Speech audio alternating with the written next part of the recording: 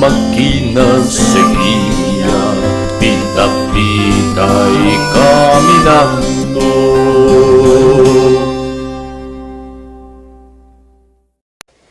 Vamos a retomar, ¿no?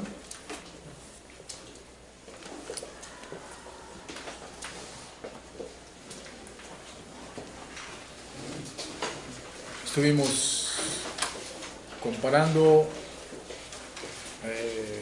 puntualmente los planteamientos teóricos de Marx sobre la dictadura del proletariado y lo que realmente ocurrió en la Revolución de Octubre y en la formación de la URSS, por lo menos hasta 1936, ¿no? Y luego estuvimos comparando con más puntualidad todavía el planteamiento de Marx y Engels sobre la dictadura del proletariado y el intento de recuperación de Lenin en el Estado de la Revolución de este tema en términos teóricos, ¿no?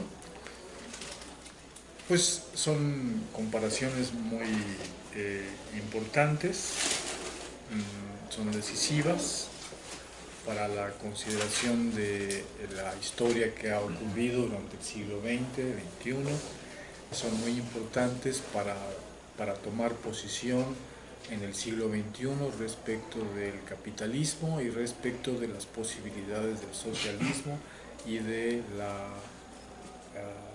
la liberación del proletariado, de la humanidad en su conjunto. Así es que además son temas finos, de cierta complejidad, que vale la pena entender puntualmente y también discutir puntualmente. Así es que, ¿qué quisieran preguntar para que maticemos o cuestionar de la comparación que hicimos para plantear otra idea o que profundicemos a través de esa discusión nuestras ideas al respecto?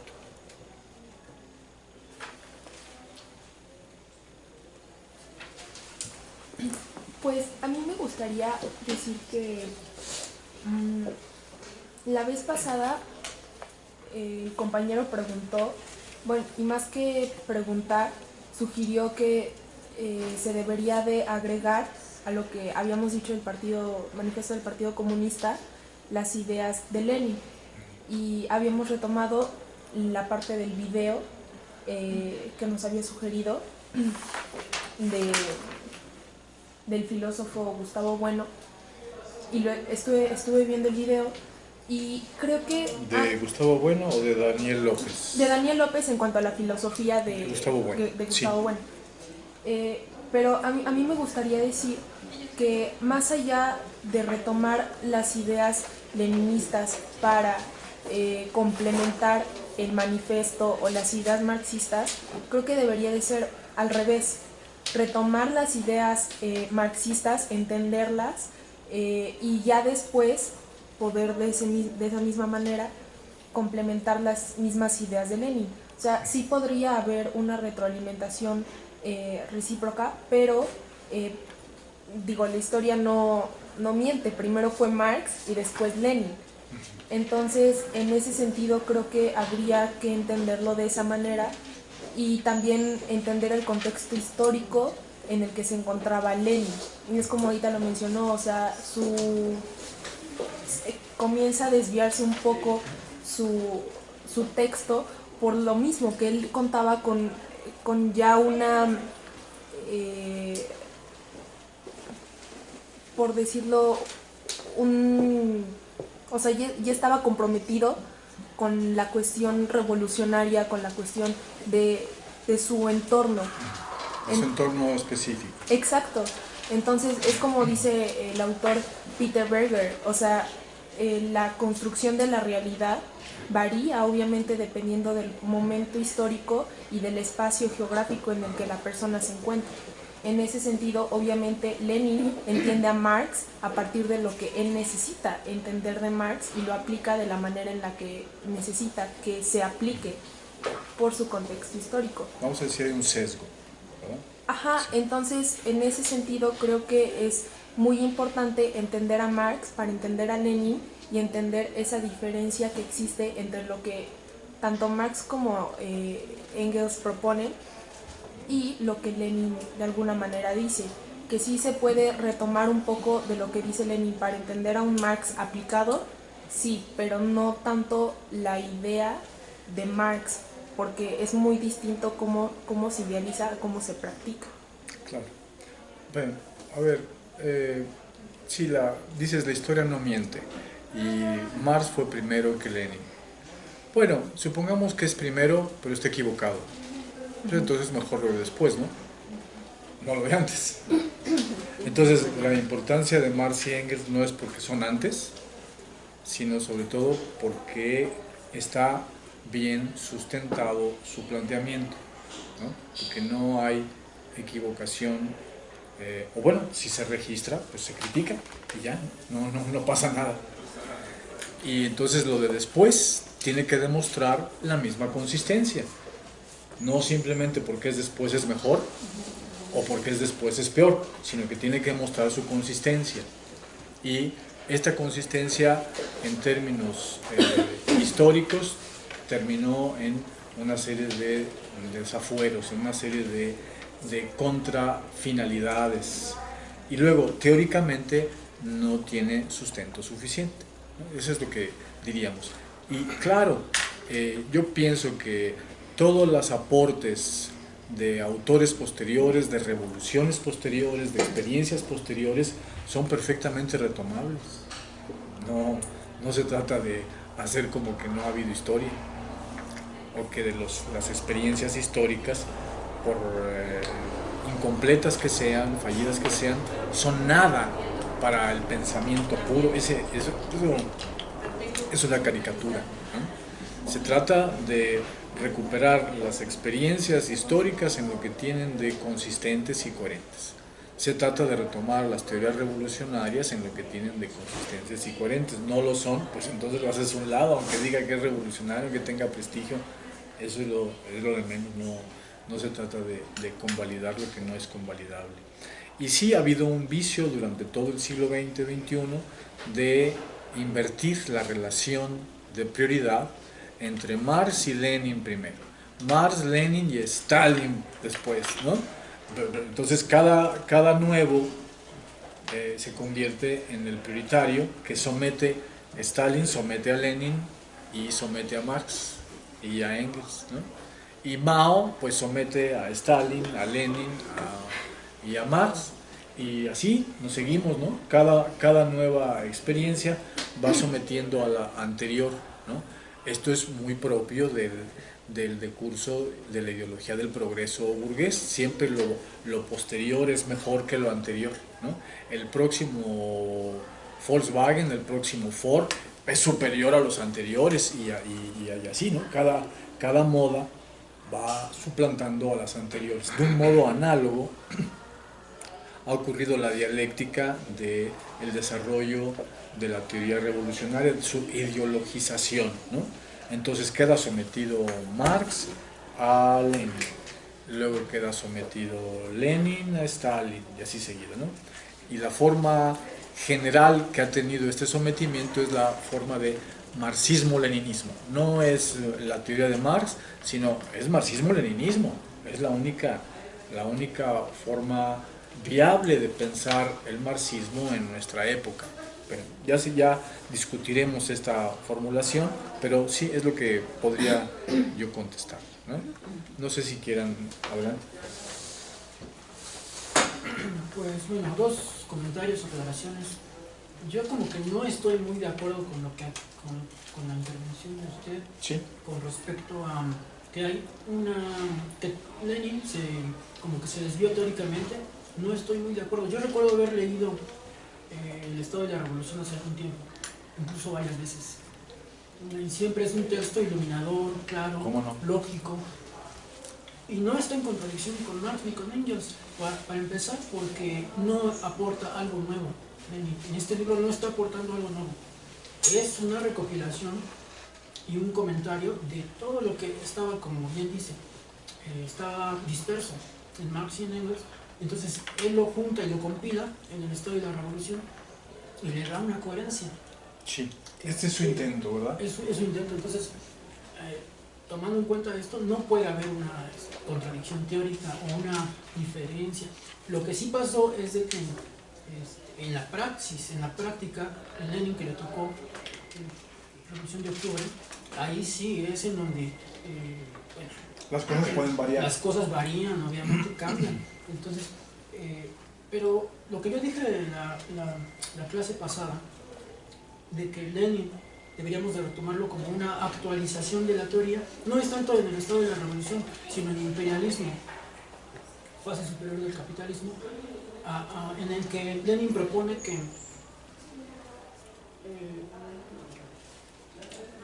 ya existe una socialización de los medios de producción. Es decir, que los monopolios ya están organizados a nivel mundial y que tienen sus administradores que contabilizan cuántos recursos hay en el planeta y cuánta población hay en el planeta.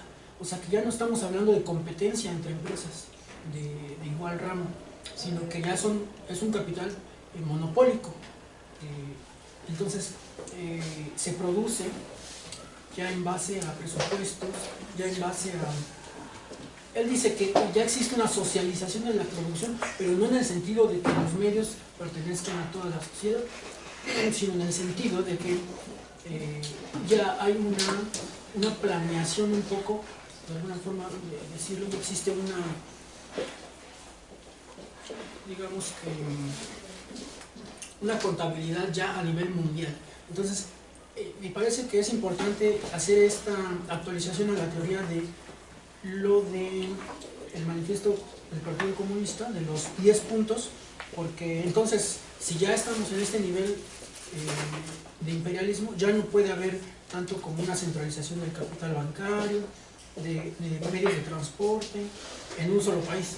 O sea, una revolución de corte socialista en un solo país ya se vuelve de alguna forma imposible, porque imaginemos un escenario en cualquier país del mundo, ¿no? En México, por ejemplo, que pudiera existir esa posibilidad de una revolución, que se toma el poder y se intenta socializar los medios de producción. Ya no es tanto posible esto en un solo país, porque el capitalismo ya funciona de manera mundial, entonces no se puede tomar un medio de producción sin afectar los intereses de un capital internacional, financiero internacional, ¿no? Que decía Lenin en ese libro que era la fusión del capital bancario con el capital industrial, el capital financiero, sí, que es el que, bueno, dice en dónde se invierte o no, es el que financia todo el capital a nivel mundial. Entonces, controla todos los movimientos de inversión. Así es, lo que son Wall Street o las bolsas de valores en todo el mundo son los que deciden cómo se mueven los capitales. Entonces, yo pensé que sí es válido un poco hacer esta actualización, ¿no? Porque claro, ya no es posible en un solo país. Por eso yo entré en contradicción cuando vi los puntos. Y bueno, en el siglo XIX, sí, efectivamente se puede hacer esto, pero ya en el siglo XXI me cuesta trabajo. Los puntos que se enlistan en el manifiesto del Partido Comunista. Y bueno, podemos ver en últimos tiempos, en últimos años, por ejemplo, cómo intentos de sociedades que se encaminan hacia el socialismo, la construcción del socialismo, como incipientemente tal vez quiso hacerlo Hugo Chávez, nacionalizar empresas, industrias. Entonces afecta seriamente intereses de este capital financiero y del imperialismo. No solo nacional, sino internacional. Internacional y imperialista en el sentido político de Estados Unidos, en el sentido del país hegemónico, ¿no? Claro. Entonces, vemos qué es lo que pasa cuando se intenta hacer esto, ¿no? Ya desde Allende, ¿no? Desde Salvador Allende. Vemos Cuba, el ejemplo de Cuba. Como el imperialismo se le echa encima a estos países, ¿no dirías? ¿No? Así es, claro. Todo, bueno, hasta con gobiernos progresistas. Por ejemplo, la historia de América Latina del siglo XX vemos que sí es, ya el siglo XX es muy difícil ya este tipo de encuadrar un poco algunos puntos, los 10 puntos del manifiesto comunista ya son muy difíciles de, o sea, si no es que imposibles, debido al imperialismo, que es el libro de Lenin. Entonces, más bien yo me refería a ese libro específicamente, Muy bien. antes del Estado de la Revolución. Sí. Bueno, a ver, la contestación pues tiene que ser doble, ¿no? Una por el lado de la teoría del imperialismo de Lenin y otra por el lado del Estado y la Revolución, ¿no? Mira, a mí me gustaría, no en esta sesión, sino en subsiguientes, discutir más a fondo el tema de la teoría del imperialismo de Lenin. Pero supongamos que estuviera bien su planteamiento teórico sobre la nueva fase de la que él habla, ¿no? Que existe una nueva fase del capitalismo, una fase superior, que sería el imperialismo y que tiene características distintas a la presunta anterior fase en la que vivió Marx, ¿no? Pero fíjate que él, por supuesto que asume que tiene razón, ¿no? Que su libro tiene sentido. El libro es de 1916, así es que es anterior a la Revolución de Octubre, anterior al estado de la Revolución, y entonces, aunque Lenin está observando que hay una nueva época, la época del imperialismo, él no saca la conclusión de que ya no sería posible un socialismo en un solo país, ¿no? O la revolución en Rusia, ¿no? Sino lo que quiere plantear es que han cambiado la situación de en dónde puede tener lugar una revolución con mayor viabilidad. Parecía que en la época previa, o la supuesta época previa, durante el siglo XIX, el lugar en donde podía ocurrir una revolución más factiblemente habría sido en los países desarrollados de Europa.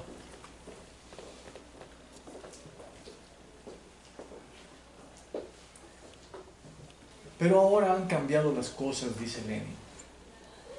Hay una nueva época y hay una cadena imperialista de dominio, tanto económico como político, y la fusión entre banca e industria participa para establecer esta cadena de dominio. Y entonces es más fácil romper esta cadena en su eslabón más débil. Él complementa su teoría del imperialismo con otra teoría, la teoría del eslabón más débil, de que la revolución proletaria puede tener lugar en donde el eslabón esté más débil, no en donde el capitalismo está más desarrollado en Europa, sino en donde el eslabón de la cadena esté más débil, es decir, en países periféricos, en países de capitalismo débilmente desarrollado, por ejemplo Rusia, ¿no? Este es para lo que hay cierta consistencia entre su teoría del imperialismo y luego el Estado y la Revolución, ¿no? Para llevar a cabo una revolución en Rusia, y una revolución que tiene un curso nacional. Claro que como está la cadena imperialista, pues no solamente a las posteriores experiencias hemos visto cómo se les echa encima el imperialismo yanqui y otras naciones imperialistas, ¿no? Sino que la propia revolución rusa sufrió esa embestida imperialista, ¿no? No solamente hay una contrarrevolución de los rusos blancos, sino que se le echa encima Alemania, Francia, Inglaterra, ¿no? Y Y luego los rusos blancos van a ser también financiados por los países imperialistas de fuera, ¿no? Entonces eso también lo vivieron y por eso intentaron que la revolución se extendiera a Europa Occidental, justamente por este evento, ¿no? Intentan que se desencadene la revolución en Alemania, en Francia, etc., pero esto finalmente no sucede. Y al no suceder, pero ya habiendo tenido las riendas del poder en Rusia, el partido bolchevique, apoyándose en el proletariado y el campesinado, con las armas en la mano, así como dice en el Estado de la Revolución, y esto luego se replicó en la realidad tal cual, se atreve a intentar el desarrollo del socialismo en un solo país. Se atreve. No lo logra. Está intentando. Está en ese esfuerzo hasta que muere. Y posteriormente, por razones ideológicas y de lucha por el poder, Stalin decreta que ya se construyó el socialismo en un solo país, lo cual era una perfecta mentira y siguió siendo. Pero bueno, aunque dice la misma fórmula y Lenin perseguía eso, de modo que pues ya no hubo la revolución en Occidente, pues soltemos las riendas y ya nos vemos, ¿no? Dice, no, pues tenemos las riendas y al pueblo le irá mejor de cualquier modo si está el partido bolchevique, el partido comunista en el poder, aunque no tengamos todavía el socialismo y tampoco había dictadura del proletariado por las razones antedichas, ¿no? Entonces, eso en primer lugar, ¿no? O sea, a reserva de una discusión más a fondo de la teoría de Lenin, de la teoría del imperialismo, que es un asunto que corresponde discutir, ¿no? O sea, creo que está incluso previsto en alguna de las sesiones, en la quinta o por ahí así, ¿no? Entonces es muy pertinente que tú lo traigas a cuenta, ¿no? Para una discusión preliminar, pues yo podría decir lo que acabo de plantear, ¿no? Que en realidad su teoría del imperialismo no niega la posibilidad de una revolución nacional, proletaria, sino que la intenta sustentar, pero no en el centro de Europa, sino en la periferia, en el lugar del eslabón más débil de la cadena, ¿no? Pero teóricamente no cree que como parte de la revolución permanente, ellos esperaban, estaban seguros que en Europa iba a estallar, iba a continuar. Querían. No pasó. Sí, no pasó. Eso. Bueno, te digo que aunque no pasó, ya después de que no pasó, pero habiéndose logrado la revolución proletario-campesina en Rusia, dice, bueno, vamos a arriesgarnos a construir el socialismo en un solo país. Tiene la esperanza y intenta lograrlo, va luchando en esa dirección, pero entre las intenciones y lo que realmente hay son dos cosas distintas: ni socialismo y ahora, insisto, ni dictadura del proletariado en los hechos, no por su teoría del imperialismo. Su teoría del imperialismo da pauta como para que eso pudiera suceder, sino por la realidad. La realidad se opone tanto a las teorías de Lenin como a las teorías de Marx. No se pudo. Pero no pudiéndose, ¿qué hacemos con esas teorías? ¿Se pueden en otro momento? Eso es lo que estamos midiendo, ¿no? En nuestro momento se puede. Entonces, ¿qué es lo que se puede? ¿Lo que dijo Stalin? No, eso apunta no a socialismo, probadamente. Lo que dice Gorbachev, lo que dice Khrushchev, no, eso apunta a la caída de la URSS. ¿Sí? Entonces, ese no es el camino. Bueno, entonces regresémonos un poco más. Lo que dice Trotsky, bueno, pues es que ese es un estado obrero degenerado. No, pues estás equivocado, no está así. Ese no es un estado obrero degenerado, sino esto nunca fue un estado obrero. El proletariado realmente nunca fue clase dominante. Se quiso que fuera, pero no fue. Entonces regresémonos a la dictadura del proletariado planteada por Lenin y realizada. No ocurrió. Bueno, entonces no ocurrió, pero en el estado de la revolución tenemos una concreción del planteamiento de Marx. Entonces es lo que hicimos hoy. Digo yo que no coinciden. Sí, el intento de Lenin es hacer esta tematización de unas teorías, de unos escritos de Marx y Engels dispersos, todos reunirlos y ponerlos en orden y comentarlos muy puntualmente. El texto, como dices, es muy esclarecedor. Pero por sobre de esa intención sí se manifiestan diferencias, ¿no? Diferencias esenciales, ¿no? Entre el planteamiento de Marx y el planteamiento de Lenin, y las estuvimos señalando puntualmente, ¿no? Pues eso, yo te recomendaría, y si los demás también piensan que en algún punto no hicimos la comparación adecuada, pues volvemos sobre ella y la refinamos, ¿no? En principio, sí. Entonces, primero nuestro compañero, después tú y después tú, y después tú. No sé si antes habías levantado la mano, ¿no? Él había levantado antes la mano. Sí, bueno, sí. Yo entiendo la lógica de lo que menciona el compañero, ¿no? La actualidad sí, por supuesto. de la teoría.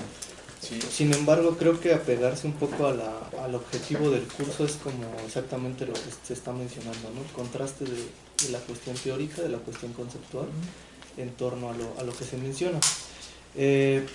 Pero sin embargo, esta parte del argumento en cuanto a que menciona el compañero del aporte de Lenin fue el sintetizar las obras, pues como que se queda en una cuestión muy vaga, ¿no? O sea, realmente se escucha algo así como la cuestión estructural funcionalista de Parsons, por decirlo así, ¿no? Él junta la parte de Durkheim, de Weber, etc. Yo creo que también hay que ver la parte de Lenin en la cual se va despegando, ¿no? Creo que ese es como el objetivo. Esta parte que se menciona o que se ha estado mencionando en la charla en torno a, ok, sí llevaba la línea, ¿no? De la cuestión de la teoría de Marx, pero hacer un poco... Es su intención. Exactamente, hasta el momento en el cual yo encuentro esta parte de, aparte de que se va desviando a la cuestión de la construcción de un Estado proletario, también deja de lado esta idea que se tenía anteriormente con Marx de los individuos asociados, o sea, los deja de lado, ¿no? Empieza a ver esta parte, deja de lado también la cuestión de esta forma de gobierno, de la cual ya habíamos hablado, pero que no es Estado, que no tiene este carácter político del cual ya se había mencionado, ¿no? Entonces, hay ciertas características que, bueno, para recurrir al clásico, como esta parte donde, bueno, cuando se hablaba de estos puntos, estos fragmentos del manifiesto del Partido Comunista, pues él decía, ok, ahora hablemos del socialismo, después de las medidas vamos a hablar de las medidas en el desarrollo.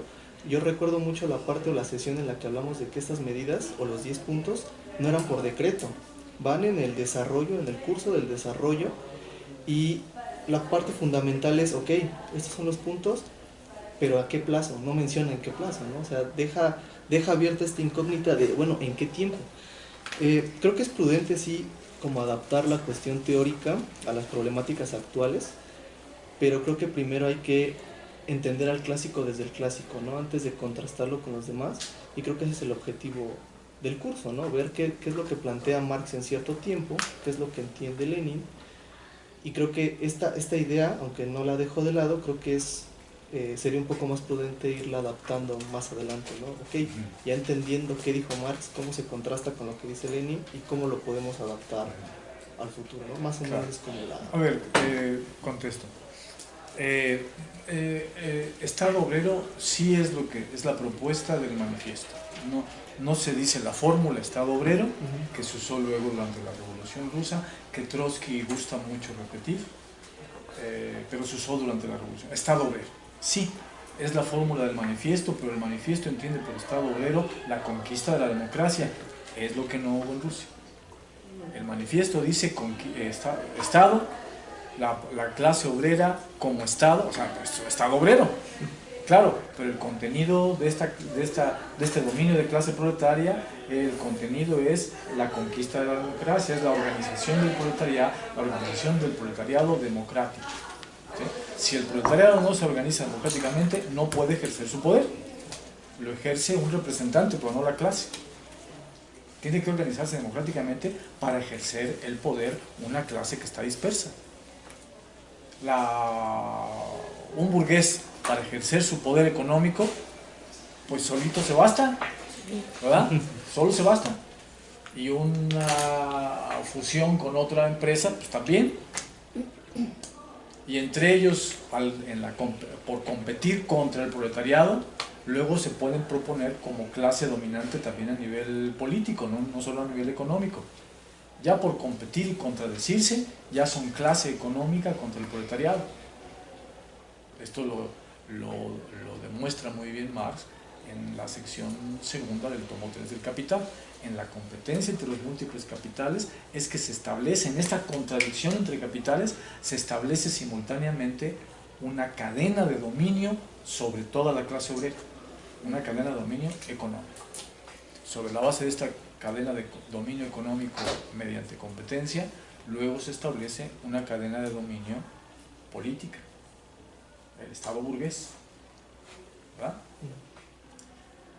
Bien, y bajo la forma de un dictador como Luis Bonaparte, bajo la forma de la monarquía constitucional o bajo la forma de república democrático representativa burguesa. Siempre es la clase burguesa que está dominando. Si se organiza de estos diversos modos, lo logra. Ahora bien, ¿cómo es que debe organizarse el proletariado como clase dominante?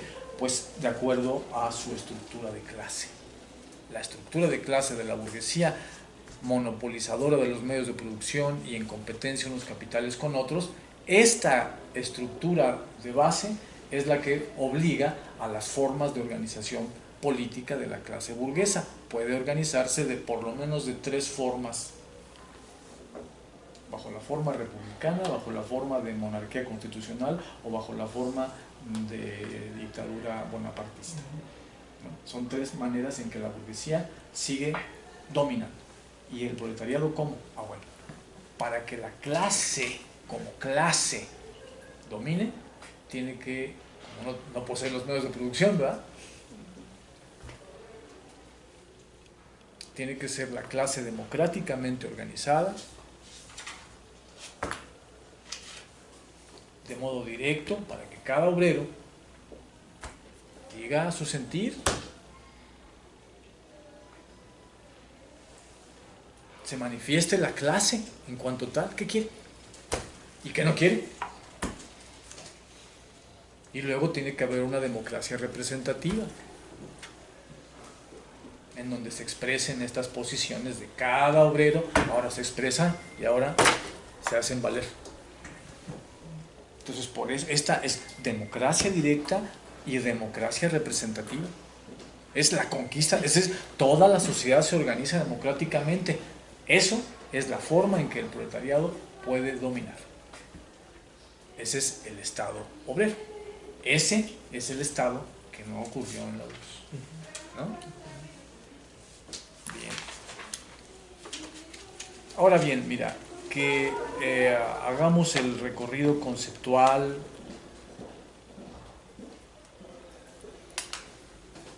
Sí, es muy importante. Y que recuperemos al clásico como clásico también es importante. Bueno, pues para saber qué dijo, ¿no? Pero no solo tiene sentido como clásico y no solo tiene sentido en términos meramente conceptuales, sino que tiene sentido la recuperación conceptual. ¿Por qué? Porque siempre la realidad actual, la realidad pasada, etcétera, la realidad se nos presenta con una doble composición. Está lo ya dado, ahí está dado, ¿no? Como un resultado del pasado, ya está aquí dado. Está esta mesa, pues evidentemente nosotros no la hicimos, aquí ya estaba, la hicieron otros obreros y la pusieron acá. Estas cámaras, el pizarrón, los focos, el edificio, nosotros mismos, comiditos, y bueno, eso es algo ya dado. y llega, la realidad es un resultado, pero al mismo tiempo que la realidad es lo dado, lo empíricamente dado, la realidad es más que lo empíricamente dado, o dado a la experiencia, ¿no? Es más que lo dado, también es posibilidad. No solo el resultado, sino que es posibilidad abierta al futuro. Entonces, estamos viendo que lo dado es que hubo una revolución de octubre, lo dado es que cayó la URSS, ¿sí?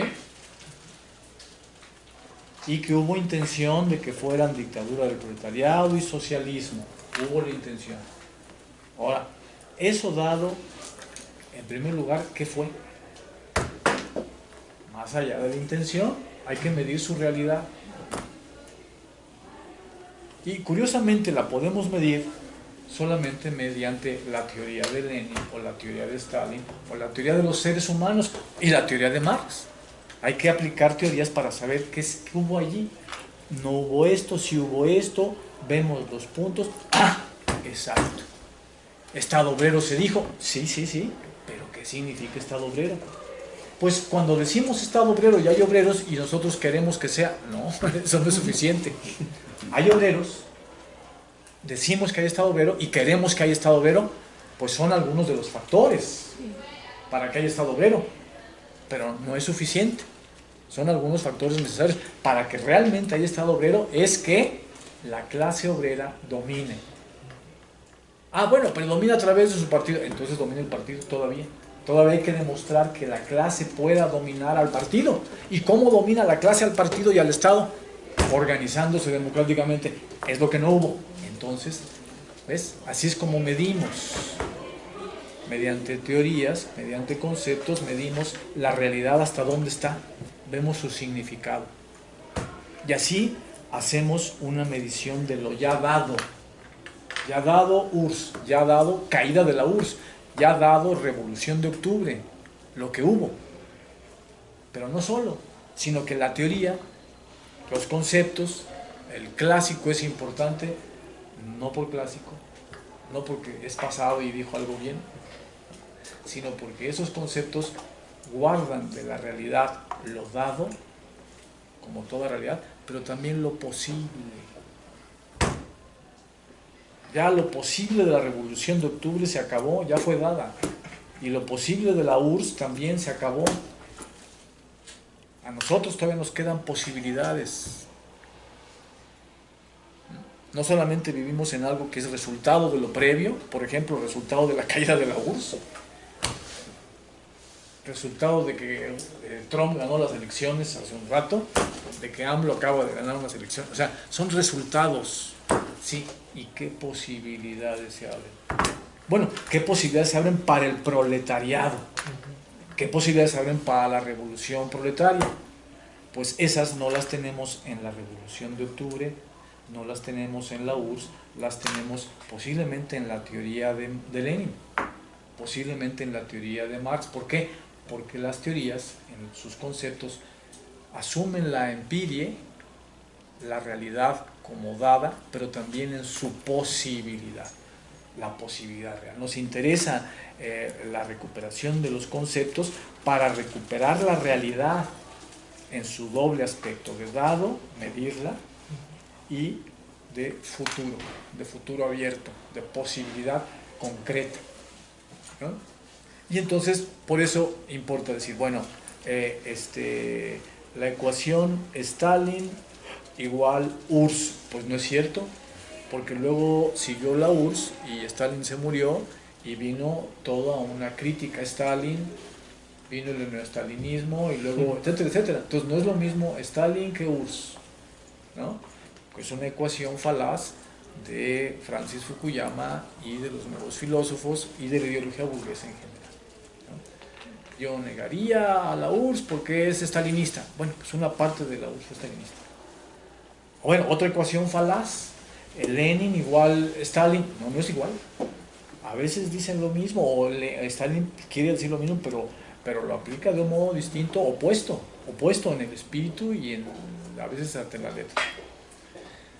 Bueno, y bueno, y así vamos destruyendo ecuaciones falaces. Nos interesa destruirlas porque ahí, así se revelan realidades y posibilidades abiertas. ¿Qué posibilidades de futuro se van cerrando? Para el proletariado no hay que seguir Stalin. Esa es una posibilidad cerrada. Bueno, habría que seguir Lenin, sí, todavía se puede. En muchas dimensiones todavía se puede, aunque no coincida. Y abierta, perfectamente abierta, una posibilidad de socialismo y para el proletariado, el planteamiento de Marx. Lo vamos refinando para ver en dónde todavía queda camino de libertad. La recuperación conceptual importa por el concepto mismo, pero importa todavía más porque ahí guarda las posibilidades de realidad, ¿no? Y esas posibilidades de realidad son en donde se ubica la liberación del proletariado, la liberación de la humanidad ante problemas tan graves como los que están sucediendo actualmente. Sí, nuestro compañero, tú, ¿no? Tú y luego por allá y luego tú, ¿cómo? A ver, ¿qué orden? Para acá. Allá primero. Allá primero y luego tú, ¿sí? Y luego allá, muy bien, así, adelante.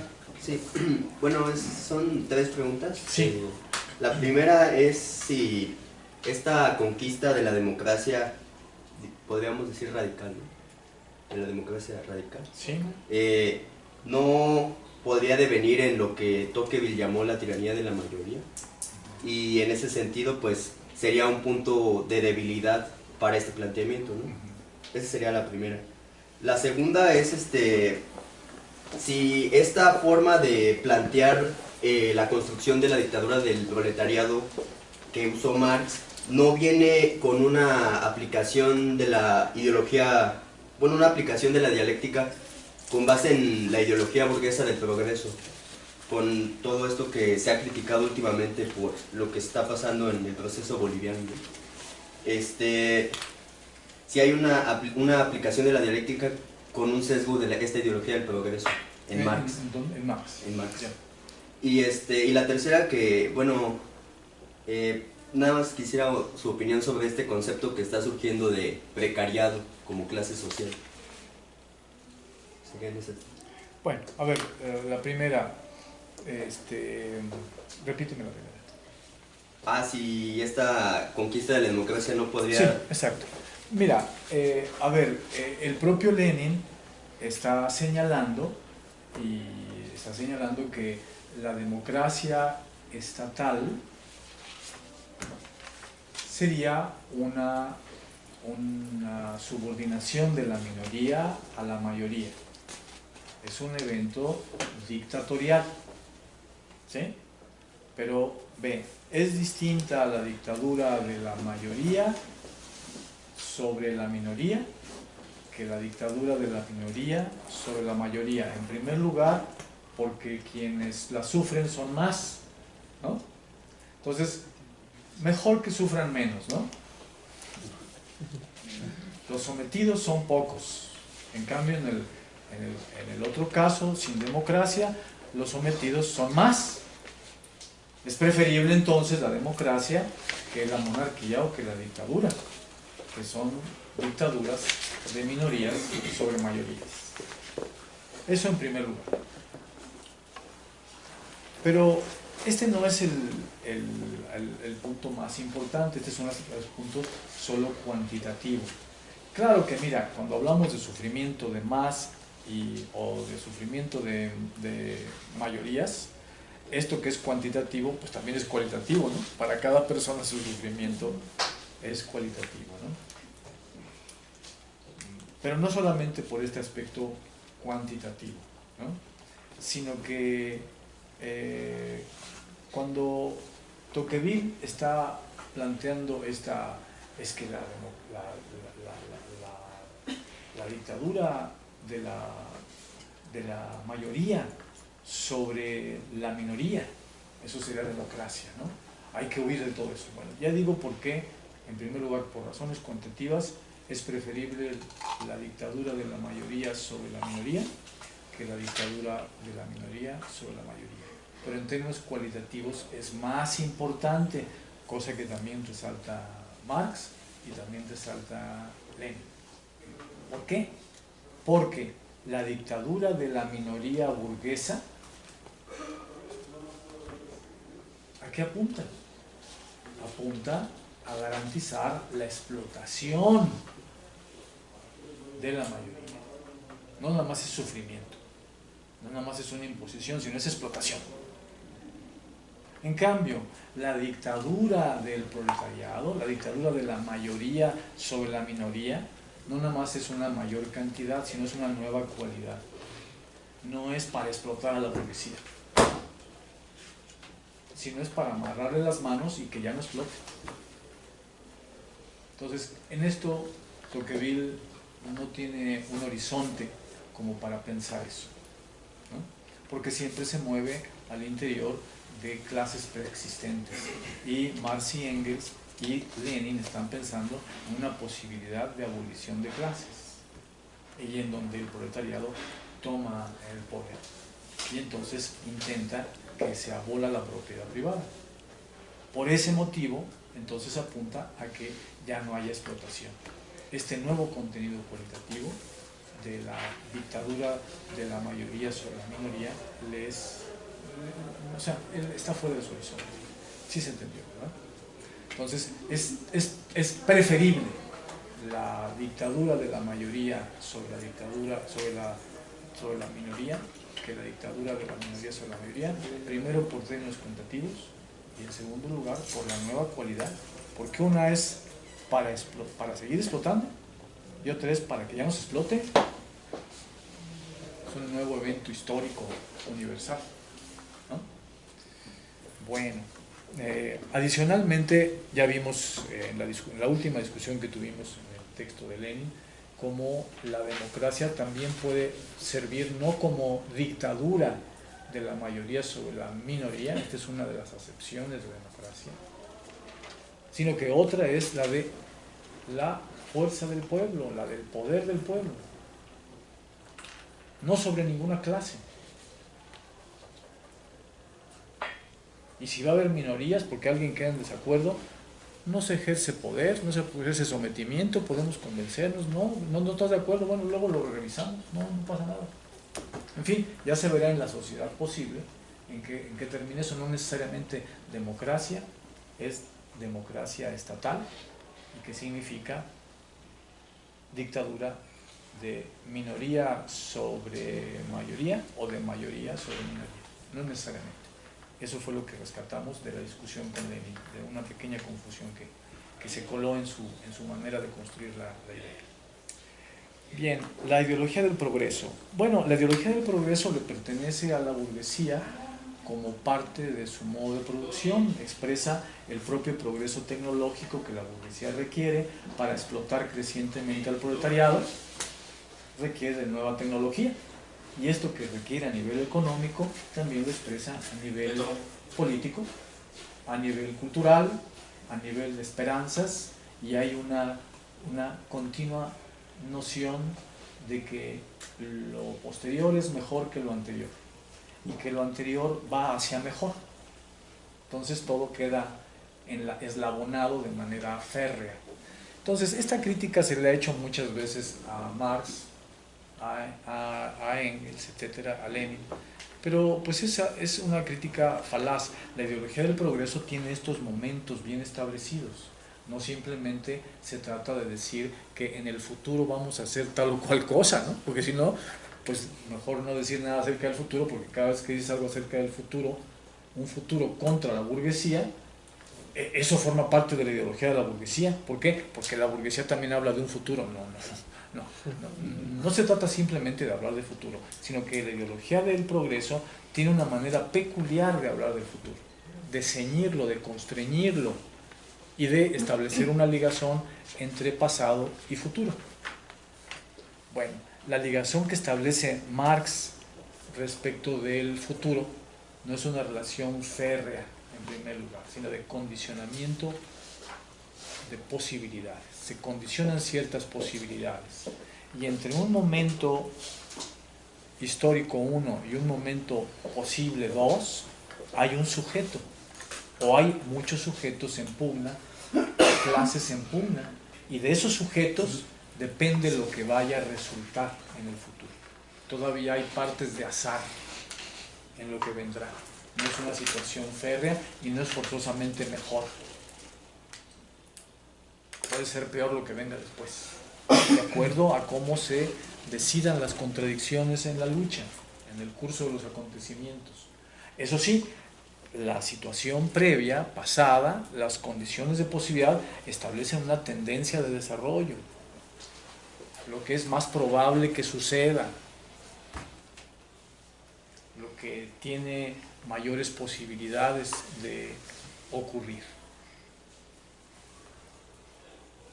Sobre esa base, el análisis del capitalismo y sus contradicciones indican que estas contradicciones permanecen, crecen, se desarrollan, se incrementan, etc. Y la única manera que tienen de resolverse no es dentro del capitalismo. Este es un análisis del capitalismo. Y podría simplemente concluir en el hundimiento del capitalismo y de la humanidad. Porque dice, este sistema se van a desarrollar sus contradicciones y no tiene cómo resolverse en inmanencia. La resolución de estas contradicciones pasa por la destrucción de este sistema. ¿Y qué queda? ¿Pura destrucción? Dicen, no, hay unas condiciones materiales, fuerzas productivas nuevas producidas, y hay una clase que ya trabaja aquí. No es una clase ociosa, pasiva, sino que produce toda la riqueza y la puede seguir produciendo, pero no a costa de otra clase. Hay un futuro posible que nace del anterior. Y ese futuro es mejor. Es un progreso, significaría un progreso. Esta es la primera idea. No es ideología del progreso, sino contra el progreso burgués por un nuevo progreso de la humanidad. Es un progreso alternativo y que no es forzoso ni férreo, está en veremos y depende de cómo se juegan las libertades y cómo se juega la lucha de clases. Por eso importa mucho lo que los seres humanos tengan en su conciencia. Si tienen una visión en su conciencia equivocada de lo que es el socialismo, ¿qué van a construir? Pues eso, algo que no es socialismo, pero ellos creían que era. Tienen una noción equivocada de lo que es dictadura del proletariado, ¿qué van a construir? Pues algo como eso, ¿no? Por eso es muy importante para el manifiesto del Partido Comunista elevar la conciencia del proletariado. Es muy importante la conciencia revolucionaria, tema que no solamente Marx y Engels, sino Lenin resaltó grandemente el desarrollo de la conciencia revolucionaria. ¿Por qué? Porque de eso, del sujeto revolucionario, no de un tren que va, el tren de la historia, sino de un sujeto concreto, con conciencia, con barriga, con deseos, con confusiones. De eso depende la construcción del futuro, claro, sobre condiciones dadas. Esas condiciones son las contradicciones capitalistas que apuntan a como ya dijimos.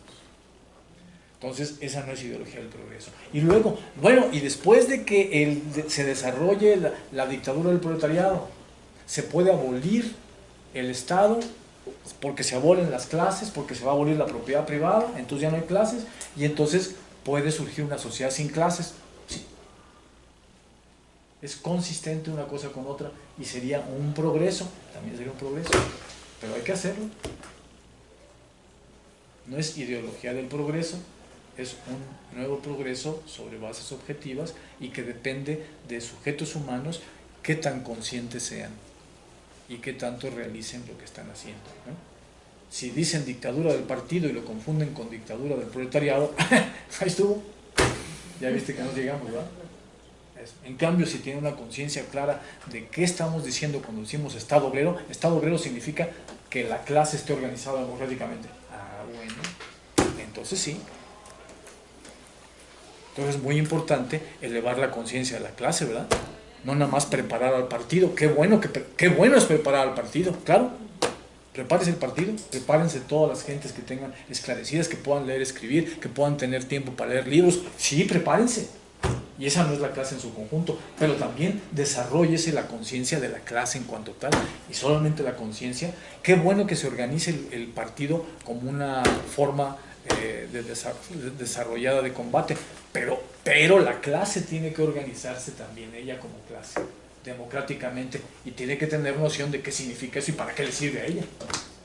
Entonces tiene que elevar su conciencia de clase revolucionaria, ¿no? Porque cada uno de los elementos están bien armados. Bueno, eso podría yo decir de la... Y lo del precariado, vamos a dejarlo para otra vez. Entonces, bien, lo importante aquí es el proletariado, no el precariado.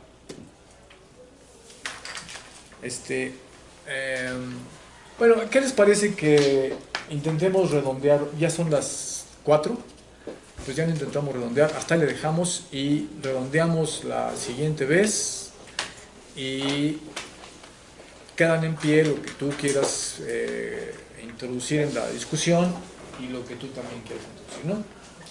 El próximo miércoles.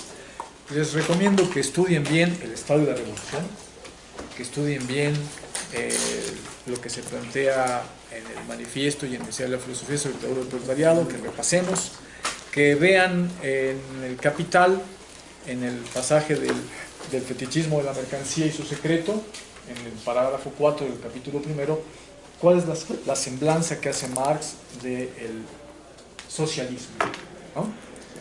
No dictadura del proletariado, sino ahora propiamente de una sociedad socialista. Y que vayan leyendo la manera en que Marx presenta en la crítica al programa de Gotha la dictadura del proletariado, el socialismo y el comunismo, las dos fases de la sociedad futura, ¿no? Bueno, entonces hasta ahí lo dejamos. Es muy cortito el